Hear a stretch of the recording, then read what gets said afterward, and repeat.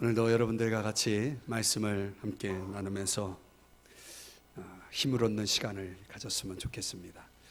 여러분들에게 영상 하나를 보여드리면서 말씀을 오늘 시작하고자 합니다. 예수 믿는 청년의 이야기인데요. 한 지인이 저에게 이제 보내준 SNS를 통해서 보내준 영상인데 좀 같이 우리 성도님들하고 같이 봤으면 좋겠다라는 그런 생각이 들어서 여러분에게 보여드렸습니다. 여러분은 저 동영상을 보시면서 무슨 생각이 드셨나요? 보이는 모습보다는 좀 나이가 젊죠. 청년입니다. 연극 배우이면서 저 청년을 보면서 저에게 이렇게 자문되는 물음이 있는데,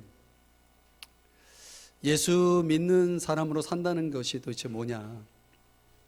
예수 믿는 사람으로 산다는 게 도대체 무슨 의미가 있는가? 이런 물음이 계속 저 짧은 영상 속에 저에게 던져지는 질문이었습니다. 여러분, 예수 믿는 사람으로 살고 계시나요? 도대체 예수 믿는 사람으로 산다는 게 뭡니까? 네, 저게 이제 영상 속에 그런 질문이 그 청년에게 던져지죠. 왜 그렇게 사냐고. 그 청년이 뭐라고 대답했습니까? 좋아서.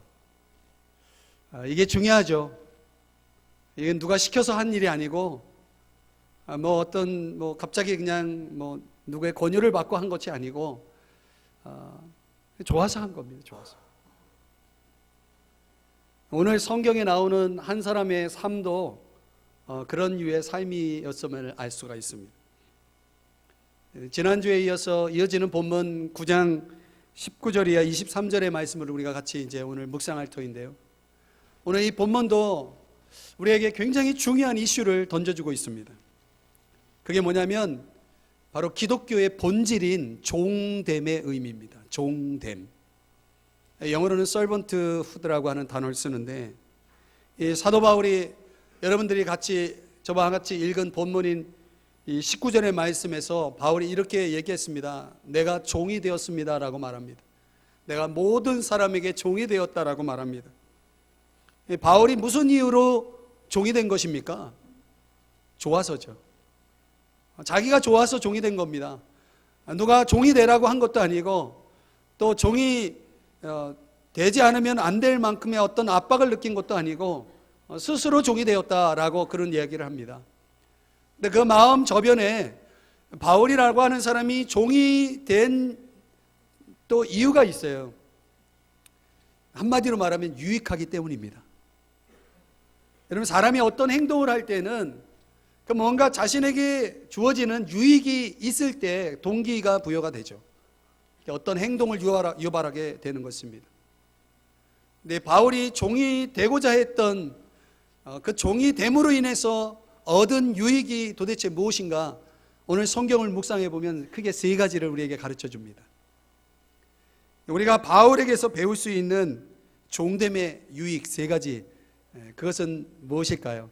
첫 번째는 참 자유를 누릴 수 있다는 것입니다. 한번 따라 하십시다. 참 자유. 자, 오늘 성경 19절의 말씀에 보면 바울이 이렇게 이야기를 합니다. 내가 모든 사람에게 자유로우나. 누가 종이 될 수 있습니까? 먼저 자유로운 사람이 종이 될 수가 있는 겁니다. 원래 종이었다면 그냥 종이 된다라고 표현하지 않죠. 나는 자유로우나 종이 되었다라고 말하고 있습니다. 온전한 구원을 받은 자유인으로서 바울이 살고 있었는데요. 그런 자유인인 바울이 스스로 종이 되었다는 것입니다. 누구의 압박도 아니고 권유도 아닌 아주 능동적이고 의도적인 종이 된 것입니다. 할 수도 있고 하지 않을 수도 있는 상태에서 종이 되었다는 의미입니다. 도대체 바울이 얻고자 했던 참 자유는 어떤 자유였을까요? 종이 되면 얻는다라고 말하는 참 자유는 도대체 무엇일까요? 성경은 적어도 성경에서 자유라는 단어를 사용할 때에 그 자유의 정의는 죄로부터의 자유를 의미합니다. 이걸 좀 더 포괄적으로 설명하면 인간이 가질 수 있는 모든 욕심으로부터의 자유입니다. 죄는 왜 생기느냐? 욕심 때문이죠. 그래서 욕심이 잉태한 즉 죄를 낳고 죄가 장성한 즉 사망을 낳는다. 야고보서 1장 15절에서 그렇게 말씀을 하고 있지 않습니까? 그러니까 모든 죄의 근원은 욕심이죠. 그러니까 근본적으로 우리 인간은 어떤 자유가 필요합니까? 죄로부터의 자유가 필요합니다. 그 죄를 짓게 만드는 인간 내면에 존재하는 모든 욕심으로부터의 자유가 필요하다는 것입니다. 그렇다면 이 자유는 어떻게 주어질 수 있을까요?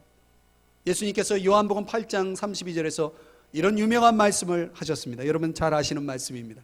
진리를 알지니 진리가 너희를 자유롭게 하리라. 아멘이십니까? 예.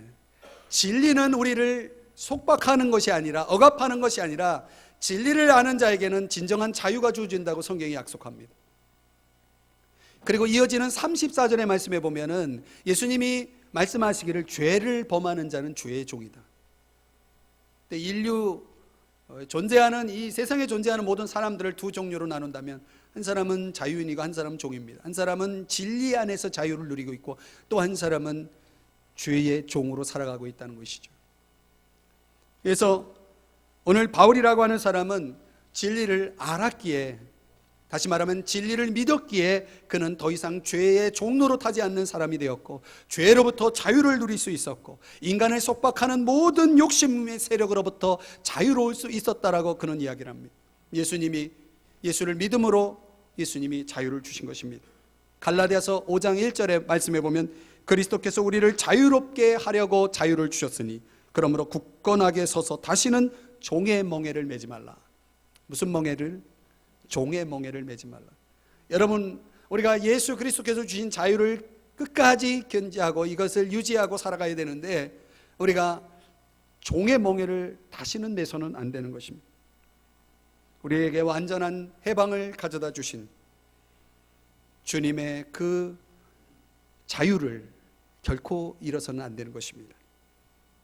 그래서 이것을 좀 더 다른 차원으로 설명을 하면 그리스도께서 우리에게 주신 자유는 그리스도의 자유, 이것은 한마디로 말하면 사탄이 우리를 지배하고 우리를 주관하는 그런 영역에서 벗어나서 이제 그리스도의 지배 속에, 그리스도의 주권 속으로 그 영역 속으로 들어간 결과물이라고 할 수가 있는 것입니다. 말하자면은 그리스도의 종이 되는 것이야말로 진정한 자유인 것입니다. 그리스도의 종이 되든 죄의 종이든 우리는 어떤 종의 위치에 서게 되기 때문에 그렇습니다. 그러니까 진정한 자유는 예수님의 종이 돼서 예수님을 섬기는 것입니다. 옛날 교회 예배 의전에 나오는 기도문에 이런 기도문이 있다고 합니다. 당신을 섬김이 가장 온전한 자유입니다. 여러분이 지금 주님을 섬기고 있을 때 여러분은 가장 온전한 자유를 누리고 있을 것입니다. 그리고 여러분이 주님을 섬기고 있는 한 여러분은 죄의 종이 될 수 없습니다. 반대로 여러분이 주님으로부터 완전히 벗어나서 자유로울 때, 주님을 섬기지 않을 때 분명 여러분은 죄를 섬기고 있을 것입니다. 이것이 중요한 메시지입니다. 마틴 루터가 기독교인의 자유에 대한 바울의 가르침을 요약하면서 이런 설명을 했습니다. 그리스도인들은 믿음으로써 누구에게도 지배받지 않은 가장 자유로운 주인이 된다. 그러나 그리스도인들은 사랑으로서 모든 사람에게 지배를 받는 모든 사람의 가장 충실한 종이 된다. 자, 기독교인은 두 가지 키를 가지고 있습니다. 하나는 믿음, 또 하나는 사랑입니다. 이 믿음은 우리를 가장 자유로운 주인이 되게 합니다. 또한 이 사랑이라는 키는 우리 그리스도인들을 가장 충실한 종으로 만든다는 것입니다. 오늘 우리는 이 믿음과 사랑이라는 두 가지 열쇠를 가지고 살아가는 존재들입니다. 이런 삶을 가장 잘 표현해 준 성경 구절 하나를 뽑는다면 갈라디아서 5장 13절을 뽑을 수 있습니다. 제가 읽어드리면 형제들아 너희가 자유를 위하여 부르심을 입었으나 그러나 그 자유로 육체의 기회를 삼지 말고 사랑으로 오직 사랑으로 서로 종노릇하라. 아멘. 참 자유를 누리기를 원하십니까? 원하십니까? 네. 그렇다면 여러분의 욕망을 만족시키는 삶을 내려놓으셔야 됩니다. 진정한 자유는, 참 자유는 사랑으로 종 노릇할 때에 주어진다는 사실입니다. 그래서 사랑과 종이됨의 공통점이 뭐냐면 철저한 자기 부인입니다. T.S. 엘리엇이라고 하는 선교사가 한 말인데요, 이 세상의 모든 문제들은 스스로 중요한 사람이 되기를 바라는 사람들이 일으킨 것이래요. 가만히 보면 사람이 힘이 좀 생기면 생각이 달라지고, 말씨가 이상하고, 얼굴이 거만해지고, 태도가 거만해지는, 도대체 뭐가 문제입니까? 힘이 문제입니까? 사람이 문제입니까? 사람이 문제죠. 내가 나를 높이면 그것은 권위주의가 된다면, 남이 나를 높이면 그건 권위가 되는 것입니다. 권위는 신뢰를 낳지만 권위주의는 불신을 낳습니다. 그런 말이 있잖아요. 우리 인생 속에서 권위주의는 무너져야 하고 권위는 세워져야 한다. 이 모든 것들이 결국은 진정한 자유의 의미를 아는 사람들에 의해서 세워진다라고 저는 믿습니다. 갈라디아서 5장 24절에 보면 그리스도 예수의 사람들은 육체와 함께 그 정욕과 탐심을 십자가에 못 박았다라고 말씀하고 있습니다. 이 세상에 자기를 주장하는 사람들을 한번 보십시오. 그들은 분명 욕망의 노예로 살고 있을 것입니다. 자기 주장하는 사람치고 노예가 아닌 사람이 없습니다. 욕심의 노예. 결국 그것은 그를 파멸의 길로 몰아갈 것입니다. 오늘 우리가 예수 그리스도 안에서 진정한 자유를 누린다면, 오늘 우리는 세상의 욕심이 나를 지배하지 않게 해야 됩니다. 반대로 얘기하면 우리는 그리스도의 종이 되어야 합니다. 그리스도의 종이 될 때 우리는 비로소 사랑의 종로 할 수 있는 것입니다. 사랑하는 여러분, 참 자유를 누리시는 여러분 되시길 바랍니다. 네, 바울처럼 종이 되셔야 합니다. 두 번째는 종됨의 유익이 뭐냐면, 한번 따라 하십시다. 사람을 얻는다. 여러분, 이 세상의 최고의 가치가 뭘까요? 여러분이 이 세상을 살아가면서 여러분이 얻어낼 수 있는 최고의 가치 무엇일까요? 예수님께서 이런 말씀을 하셨습니다. 마가복음 8장 36절에 보면은 사람이 온 천하를 얻고도 제 목숨을 잃으면 무엇이 유익하리요? 여러분, 이 세상 천하를 얻는 가치보다 그것과도 바꿀 수 없는 더 높은 가치가 뭐예요? 사람의 목숨이라고, 사람의 영혼이라고 말하고 있습니다. 즉 사람이 최고의 가치인 것입니다. 다른 무엇을 얻으려고 대신해서 그 최고의 가치인 사람을 잃어버리는 사람들이 얼마나 많습니까? 이런 사람들 세상에서 가장 불쌍하고 어리석은 사람들이에요. 오늘날 이 세상에 정말 사라질 수밖에 없는 일시적이고 찰나적인 그 가치 때문에 영원한 가치인 사람을 잃어버리는 사람들이 많습니다. 도대체 보는 눈이 필요합니다. 깨달아야 됩니다. 사람을 얻는 사람이 되어야 됩니다. 여기 19절에 얻다라고 하는 단어가 헬라어로는 케르다이노라고 하는 단어를 쓰는데, 이 케르다이노라고 하는 이 단어가 굉장히 의미 있는 단어예요. 이게 뭐냐면 결국 사람을 얻는다라고 하는 걸 할 때에 우리가 상대방을 설득하는 데 성공하느냐 실패하느냐 이런 차원의 문제를 다루고 있는 게 아닙니다. 이 단어는 어떻게 보면 사람이 지닌 영원한 운명이 결정된다, 영원한 운명이 걸려 있다라고 하는 차원의 문제인 것입니다. 얻느냐 마느냐는 영원한 운명을 결정하는 중요한 행위라는 차원입니다.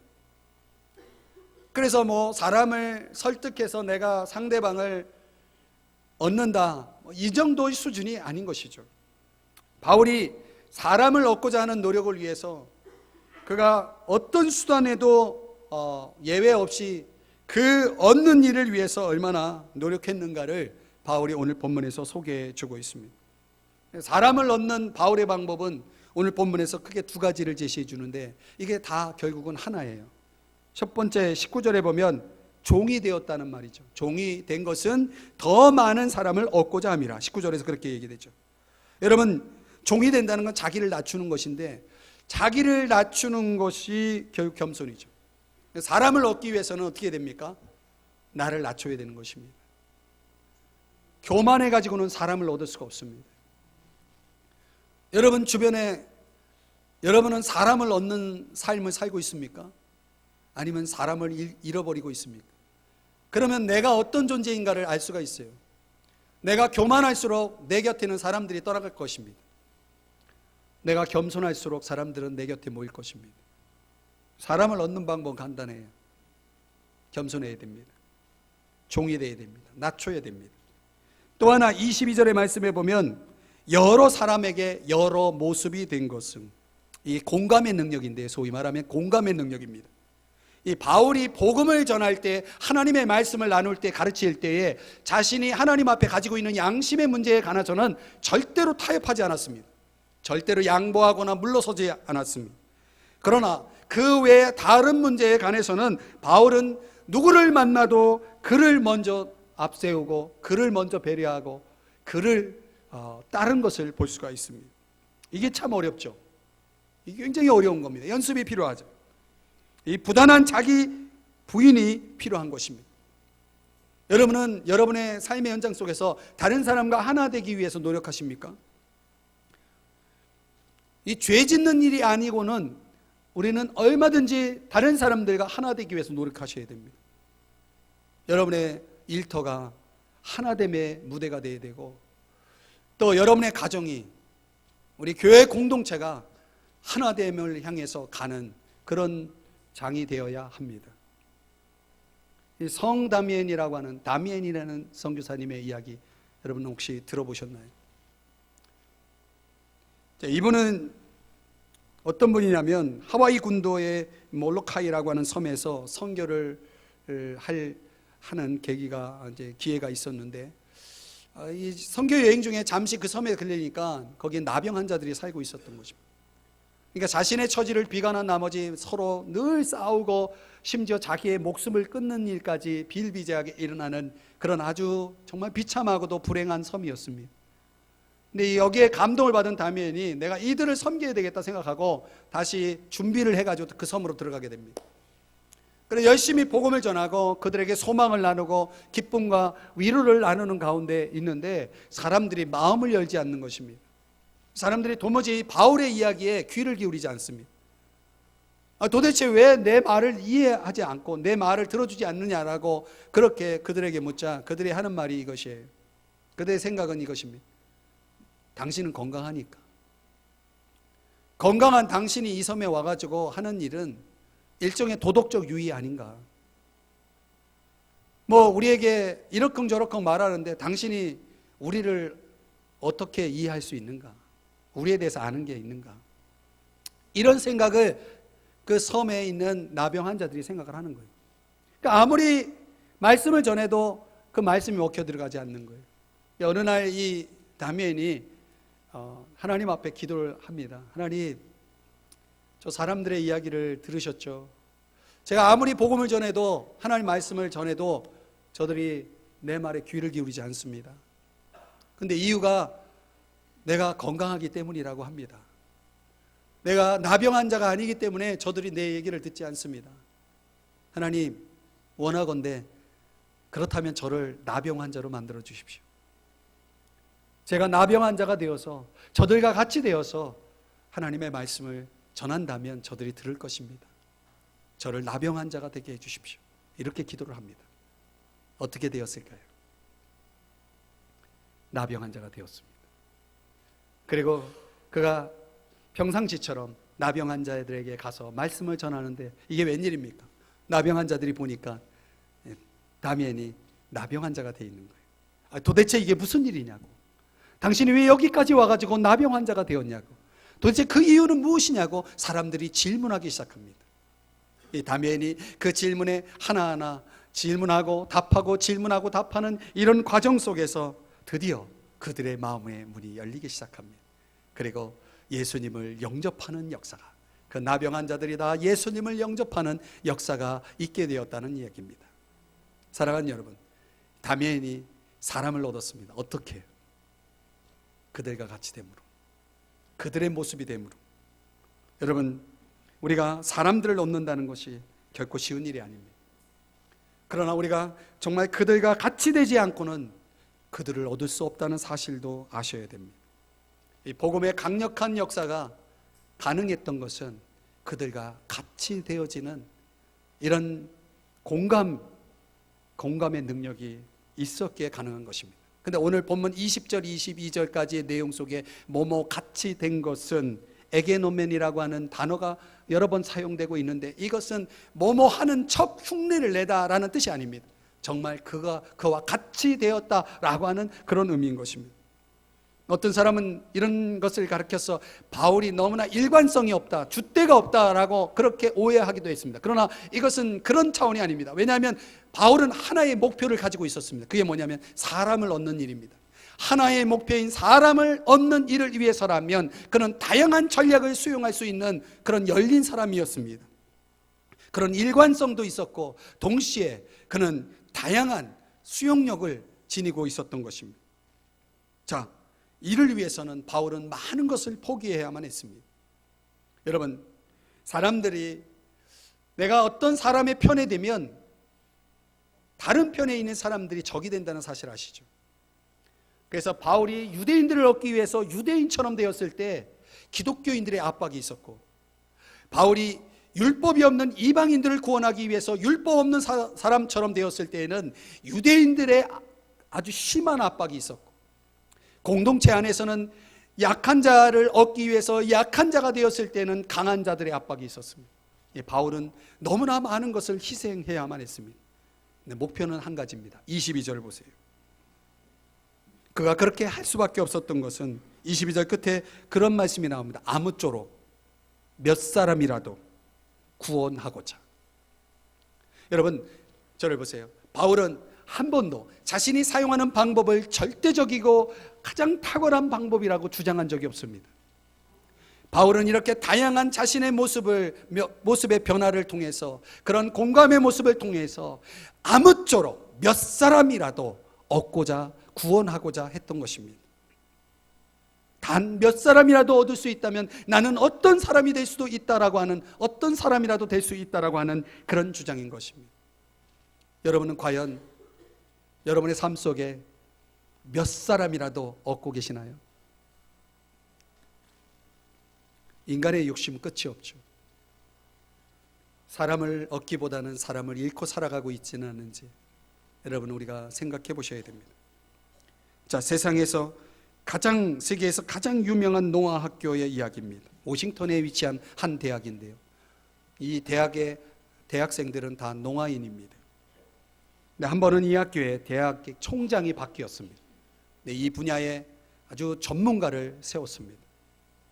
그런데 대학생들이 데모를 하고 들고 일어난 겁니다. 소요가 일어난 겁니다. 도대체 그 이유가 뭐냐고 학생들에게 묻자 학생들이 말하기를 통역이 없다는 것입니다. 말하자면 의사소통이 안 된다는 것입니다. 그래서 이 사회는 다시 회의를 소집해서 총장을 선출하게 됩니다. 농아의 한 사람을 총장으로 세웠습니다. 그러자 학교가 조용해졌습니다. 데모가 없어진 것입니다. 여러분, 무슨 얘기입니까? 아무리 이해한다고 해도 농아가 아닌 사람이 농아를 알 수는 없는 것입니다. 바울이 아무리 복음을 전해도 사람들 그들의 삶 속으로 이렇게 비틀어가지 않는 한 바울의 복음은 울리는 꽹과리처럼 아무런 능력을 발휘하지 못했다는 것입니다. 그래서 바울이 약한 자가 되고 율법 없는 자가 되고 유대인처럼 될 수 있었던 그 이유는 아무쪼록 몇 사람이라도 구원하고자 하는 그런 목표를 향해서 그런 행동을 한 것입니다. 여러분, 그렇다고 해서 우리가 술 취한 사람들 전도하기 위해서 같이 술을 먹자는 것이 아닙니다. 죄는 참여하지 말아야 됩니다. 여러분, 그러나 우리는 사람들의 상황 속으로 들어갈 수 있어야 됩니다. 아까 말씀한 영상 처음 서론에 보여드렸던 그 젊은 한 청년의 삶처럼 그들의 상황 속으로 들어가서 그들의 문화와 그들의 삶을 이해할 필요가 있습니다. 그래서 마침내 그들의 문화적 정서를 이해하고 함께 공감을 느낄 때 우리가 전하는 그 메시지가 그들에게 들려질 수 있고 그들의 감동을 끌어낼 수가 있고 그들을 마침내 구원해 낼 수 있다는 사실을 여러분 잊지 마셔야 됩니다. 여러분, 제 페이스북에 들어와 보신 분은 이미 이 뉴스를 접하신 분이 있을 겁니다.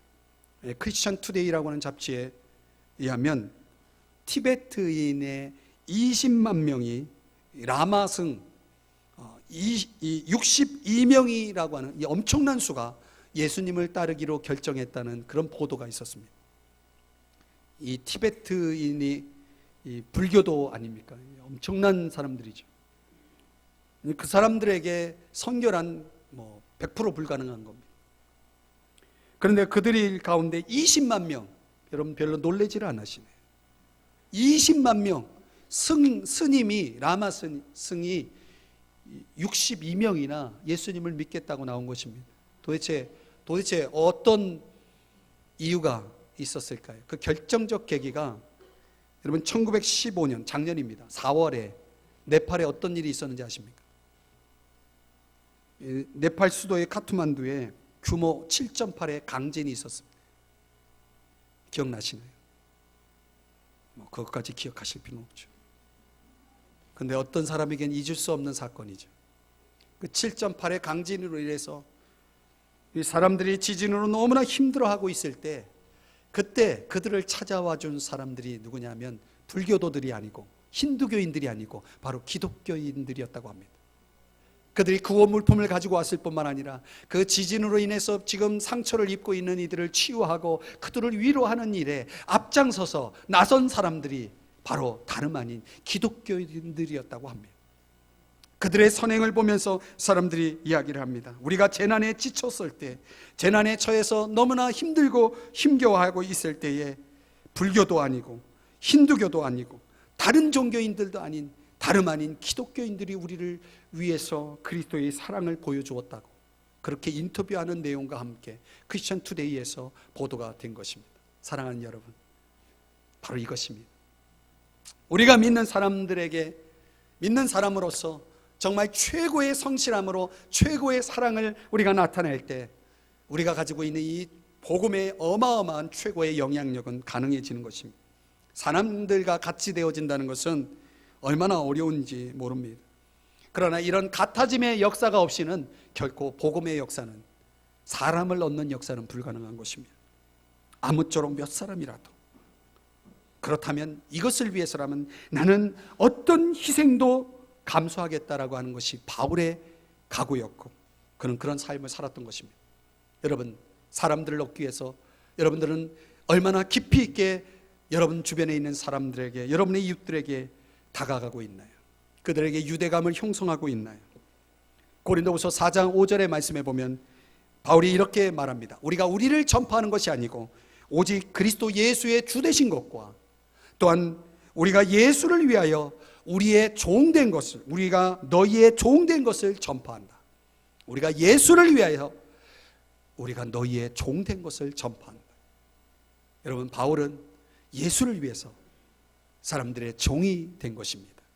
사랑하는 여러분, 예수님을 위해서 종이 되시지 않겠습니까?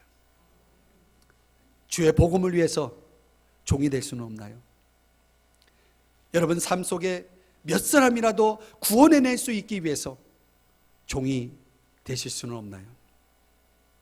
오늘 저와 여러분이 최고의 가치인 사람을 얻는 삶을 살아갈 수 있기를 주의 이름으로 축복합니다. 종이 되셔야 됩니다. 세 번째로, 종됨의 유익은 무엇입니까? 주님을 닮아갈 수 있는 것입니다. 한번 따라 하십시다. 주님을 닮자. 여러분, 이것보다 중요한 것은 없습니다. 저를 주목해 주세요. 여러분, 중요한 것입니다. 여러분, 우리 신앙의 궁극적인 목표는 무엇입니까? 그것은 주님을 닮는 것입니다. 우리가 주님 믿고 천국 가는 게 우리 인생의 목표가 될 수 있습니다. 그러나 그것은 성경의 반을 믿는 그런 결론입니다. 바울은 종종 내가 그리스도를 본받는 자가 되었다라고 말합니다. 그러니 너희들은 나를 본받으라 라고까지 도전을 합니다. 여러분, 주님을 닮아가는 이 바울의 삶에 있어서 바울은 주님을 믿고 따를 뿐만 아니라 주님을 닮고자 했다는 사실을 기억하셔야 됩니다. 주님을 닮는다라고 하는 것은 그분의 삶의 방식을 본받는 것입니다. 예수님의 삶의 방식은 도대체 무엇입니까? 예수님이 보여주신 삶의 방식. 마가복음 10장에 보면은 예수님이 이런 말씀을 했습니다. 너희 중에 누구든지 크고자 하는 자는 너희를 섬기는 자가 되고 너희 중에 누구든지 으뜸이 되고자 하는 자는 모든 사람의 종이 되어야 하리라. 인자가 온 것은, 내가 온 것은 섬김을 받으려 함이 아니라 도리어 섬기려 하고 자기 목숨을 많은 사람의 대속물로 주려 함이니라 라고 말씀합니다. 사랑하는 여러분, 예수님의 삶의 방식은 바로 이 두 가지입니다. 섬김이고 희생입니다. 이것을 위해서 예수님이 하신 일은 인간이 되신 것입니다. 인간이 되심으로 말미암아 비로소 예수님은 진정한 섬김과 진정한 희생이 무엇인지를 보여주신 것입니다. 예수님이 제자들의 발을 씻어준 것이야말로 종됨의 상징적인 실천이라 할 수 있습니다. 예수님이 굴림의 삶을 살기 위해서 이 땅에 오신 것이 아니고 자신을 낮추어서 제자들의 발을 친히 씻어주셨을 뿐만 아니라 제자들을 위해서 친히 울며 기도해 주셨고, 그리고 끝내 그들을 위해 목숨을 주셨습니다. 여러분, 이 내비게이터 지도자였던 론센이라고 하는 사람의 이야기를 소개합니다.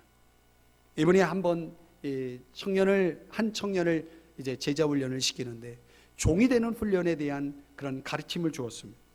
청년이 론센이에게 질문을 합니다. 선생님, 내가 이제 그리스도의 참된 종이 되었다는 것을 어떻게 알 수 있습니까?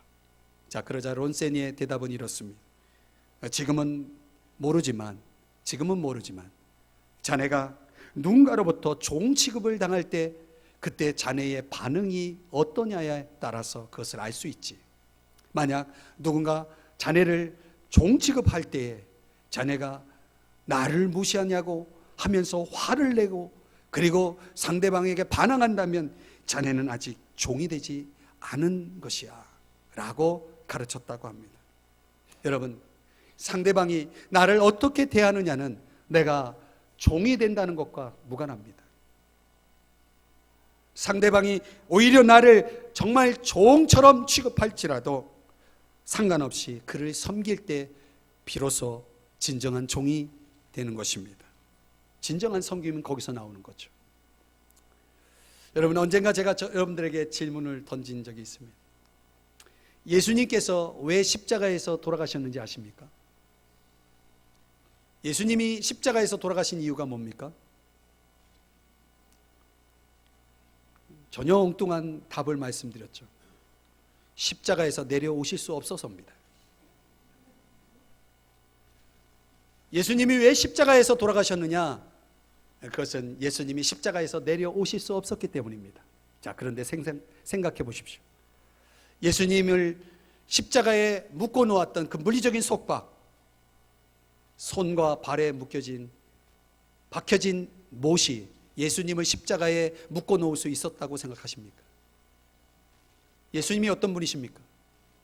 여러분, 예수님이 하나님의 아들이십니다. 얼마든지 예수님은 그 손과 발을 속박하고 있는 못을 떼고 그걸 빼고 나서 얼마든지 십자가에서 내려오실 수 있는 능력의 하나님이셨습니다. 도대체 예수님은 왜 내려오시지 않았을까요? 그것은 그 물리적인 속박, 못이 예수님을 묶어 놓은 것이 아니라 그보다 더 강력한 것이 예수님을 묶어 놓았기 때문입니다. 그것이 무엇일까요? 우리를 향한 사랑입니다. 예수님을 십자가에 묶어 놓은 것은 못이 아니라 바로 다름 아닌 사랑이었던 것입니다. 사랑은 자기를 묶어 놓는 것입니다. 사랑은 자기를 속박하는 것입니다. 자기를 부인하는 것입니다. 사랑은 그래서 섬김이 가능하고 희생이 가능한 것입니다. 여러분, 19세기 영국의 유명한 정치가 두 명이 선의의 경쟁을 벌이던 가운데 한 유권자가 그 두 사람을 만났다고 합니다. 그래서 그 둘을 어떻게 생각하냐고, 그 둘을 비교하면 어떠냐고 그 유권자에게 묻자 이런 대답이 나왔습니다. 그 유권자의 대답은 이랬습니다. 글쎄, 한 사람은 세상에서 가장 똑똑한 사람이란 생각이 들었어. 한 사람은 세상에서 가장 똑똑한 사람이란 생각이 들었어. 그런데 다른 한 사람은 내가 이 세상에서 가장 똑똑한 사람이라는 생각이 들게 만들었어. 여러분, 이 두 정치인의 평가를 비교할 수 있겠습니까? 그 차이를 이해하시겠습니까? 한 사람은 자신을 똑똑한 사람으로 생각하게 만들었다면, 다른 한 사람은 상대를 똑똑한 사람으로 만들었다는 것입니다. 오늘 우리 인생 속에 인생의 방향이 이렇게 달라질 수 있는 것입니다. 나를 세상에서 가장 똑똑한 사람으로 만들기 위해서 달려가는 사람과 다른 사람을 가장 똑똑하게 만들기 위해서 살아가는 사람들의 인생길이 있다는 것입니다. 여러분, 청소부 밥이라고 하는 책을 혹시 읽어보셨나요? 오래전에 나온 책입니다. 거기에 이런 글이 나옵니다. 인생이란 마치 우러나는 차와 같다고 말합니다. 우러나는 차. 이 차는 어떻습니까? 오래 담가둘수록 깊은 맛이 나오죠. 근데 우리의 만남도 이러해야 된다. 당장 눈앞에 보이는 효과를 기대하기보다는 아주 천천히 깊은 맛을 우려내듯이 그렇게 살아야 한다라고 그 청소부 밥이라는 책에 기록되어 있습니다. 우리의 인생에서 우리가 간직해야 될, 지속적으로 간직해야 될 중요한 의미가 바로 이것입니다. 오늘 저와 여러분의 인생을 어디에 투자하겠는가? 그 물음에 여러분 어떤 답을 내리시겠습니까? 우리가 정말 우리 자신에게 주어진 삶을 충실하게 살아간 후에 우리의 인생에서 깊은 맛을 우려낼 수 있는 뭔가가 나올 수 있다면 그것은 우리 인생을 잘 살았다라고 말할 수 있는 것입니다. 여러분, 주님이 저와 여러분에게 어떤 인생을 원하십니까? 성공을 원하십니까? 아닙니다. 영향력을 원하십니다. 나 자신의 한 사람의 성공보다 더 중요한 것은 나를 통해서 내가 얼마만큼 많은 사람들에게 영향을 주었느냐라고 하는 것이 주님이 우리를 향해서 기대하시는 삶인 것입니다. 영혼을 위해서 살아가는 것입니다. 영혼을 위해서 살아가는 것입니다. 그것을 위해서 저와 여러분에게 필수는 주님을 닮아가는 것입니다. 주님의 삶을 본받는 것입니다. 즉 사랑과 희생의 삶을 사는 것입니다. 종이 되어 섬기시기를 축복합니다. 주님을 닮게 되실 것입니다. 지난주에는 제가 별 고민 없이 설교를 준비할 수 있는 좋은 소스를 SNS를 통해서 저에게 전달해 주신 분이 있었습니다. 오늘 설교를 마무리하면서 여러분들에게 한 지인이 보내온 글을 소개하면서 말씀을 정리해 보려고 합니다. 이런 글입니다. 저는 광야대학 실현과에 다니고 있습니다. 나는 아직도 이 학교를 졸업하지 못했습니다. 총장님은 하나님이십니다. 그런데 그 총장님이 대충 넘어가시는 일이 절대로 없으십니다. 그래서 컨닝하는 것도 불가능하고요. 시험을 볼 때에도 누군가의 도움을 받을 수가 없습니다. 교과목은 기다리는 훈련, 포기하는 훈련, 깨어지는 훈련, 내려놓는 훈련, 순종하는 훈련, 자아를 죽이는 훈련, 하나님만 바라보는 훈련입니다. 학비가 많이 비싼 편입니다. 인생을 모두 걸어야 하니까요. 그런데 학비는 예수님이 내주셨어요. 전 죽기까지 순종과 복종하는 학비를 내야 합니다. 지금 내가 배우고 있는 과목은 버리기입니다. 욕심, 탐심, 내 고집, 내 생각, 인간적인 모든 수단과 방법들, 이런 것들을 버리는 수업입니다. 그런데 나는 매일 성적이 미치지 못해서 이렇게 졸업을 하지 못하고 있습니다. 이번에는 반드시 합격하리라 결심을 하고 도전해 봅니다. 합격하는 자에게는 졸업 선물이 풍성합니다. 예수 그리스도 당신 전부를 주시거든요. 그분 안에는 성령으로 기쁨과 소망과 평안과 은혜의 선물이 주어질 것입니다. 고생과를 졸업하면 선교과에서 새로운 삶을 살았으면 좋겠습니다. 주님 한 분이면 충분합니다. 이런 내용의 글이었습니다. 이제 실험과를 졸업하고 선교과에 들어가서 새롭게 삶을 시작하겠다고, 주님 한 분이면 충분하다고 그가 이야기를 합니다. 여러분, 졸업하셔야죠. 언제까지 낙방하시겠습니까? 여러분이 인생 대학에서 멋지게 졸업하고 싶지 않습니까? 이제 패스하셔야 됩니다. 여러분에게 주어진 수업이 무엇입니까? 그 수업을 충실하게 받으십시오. 그래서 여러분 멋지게 졸업장을 받고 다시 진학하셔야죠. 새로운 과로. 오늘 저는 이 글을 여러분에게 소개하면서 바울이 왜 종이 되었는지를 이유를 알게 되었습니다. 바울이 왜 종이 되었습니까? 이게 진짜 자유입니다. 이것이야말로 진정 최고의 가치인 사람을 얻는 비결입니다.